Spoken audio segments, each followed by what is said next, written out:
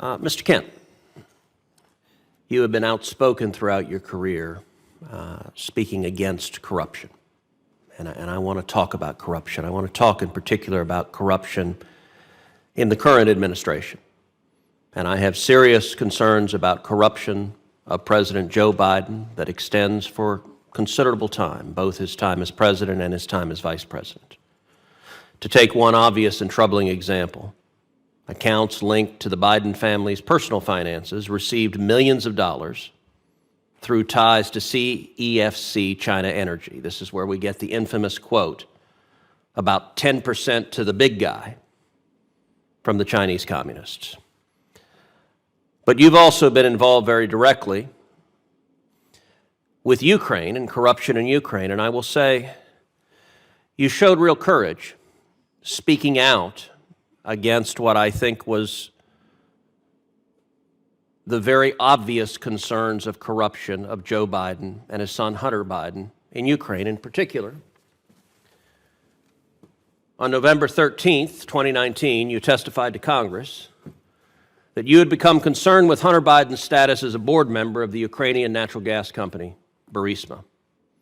You said you had raised those concerns to the White House in February of 2015. And in particular, what you said is, I became aware that Hunter Biden was on the board of Burisma. Soon after that, in a briefing call with the National Security Staff of the Office of the Vice President in February of 2015, I raised my concern that Hunter Biden's status as a board member could create a perception of a conflict of interest. Tell me, why did you have this concern about, as you described, a perception of a conflict of interest?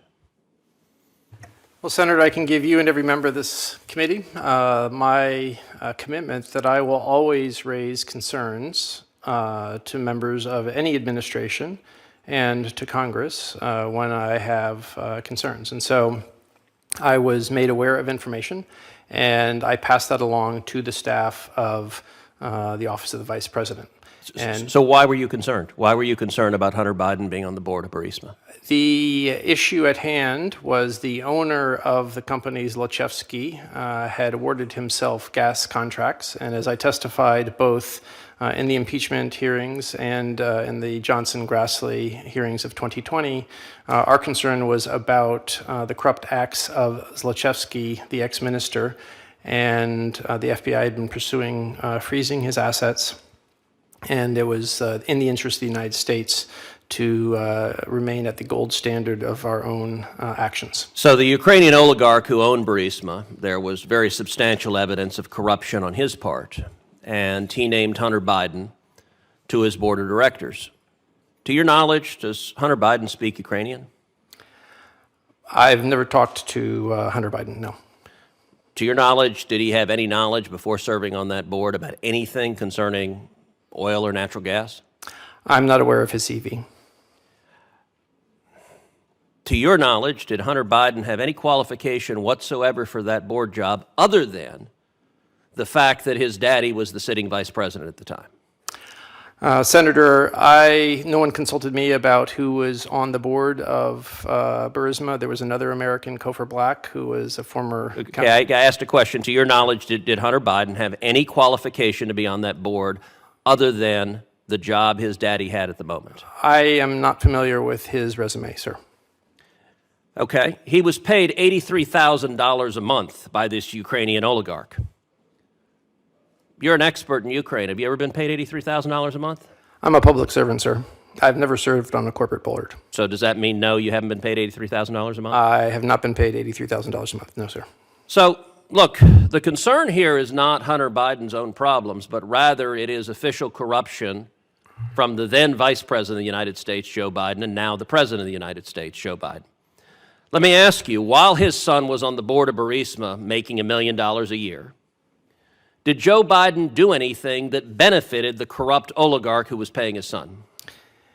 Vice President Biden led our efforts to fight corruption in Ukraine. Let me ask you the question again. Did Vice President Joe Biden do anything that benefited the corrupt oligarch who was paying his son $1 million a year? He did not. He did not. Well, it's interesting. Someone who disagrees with you, Mr. Kent, is Joe Biden. And I want to read from what he said on January 23rd, 2018 at the Council of Foreign Relations. Quote, this is Joe Biden speaking. And I went over, I guess, the 12th, 13th time to Kiev. And I was supposed to announce that there was another $1 billion loan guarantee. And I'd gotten a commitment from Poroshenko and Yatsenyuk that they would take action against the state prosecutor, the prosecutor that was investigating Burisma. And they didn't. So Biden continues. I said, no, we're not going to give you the $1 billion. They said, you have no authority. You're not the president. The president said, I said, call him. I said, I'm telling you, you're not getting the $1 billion. I said, you're not getting the $1 billion. I'm going to be leaving here, and I think it was about 6 hours. I looked at them and said, I'm leaving here in 6 hours. If the prosecutor is not fired, you're not getting the money. Well, son of a bitch, he got fired. Let me ask you something. Do you think Joe Biden holding $1 billion hostage to force the Ukrainian government to fire the prosecutor that is investigating the corrupt oligarch who's paying his son $1 million a year, did getting that prosecutor fired benefit that oligarch? Thank you, Senator Cruz. Senator Van Are you going to allow him to answer the question, Madam Chairman? I am not going to allow him to answer the question. Why are you covering for the Vice President? Do you not want him to answer that question? He said that the Vice President did nothing to benefit the oligarch. I think it's unfortunate for you, Senator Cruz, to put in position that are uncomfortable the nominees to be our ambassadors. Okay, this is his sworn testimony. This is his sworn testimony. I understand that you want to cover for the Vice President. That he is going to raise those concerns anytime. Was his testimony true or false that Biden did nothing to benefit the oligarch? I don't know. Let him answer the question. Why are you afraid of him answering the question? I'm not. I just want to move on because But you won't let him answer. I asked a started. yes-no question. Will you allow him to answer the yes-no question? Yes, you can answer yes or no. Thank you. The prosecutor who was fired by the Ukrainian parliament did nothing to investigate Zlochevsky, and everything that Vice President Biden, the State Department, and the U.S. Embassy did acted in good faith to reduce corruption and help the Ukrainian people. So firing him did not benefit the oligarch. Thank you, Senator Cruz.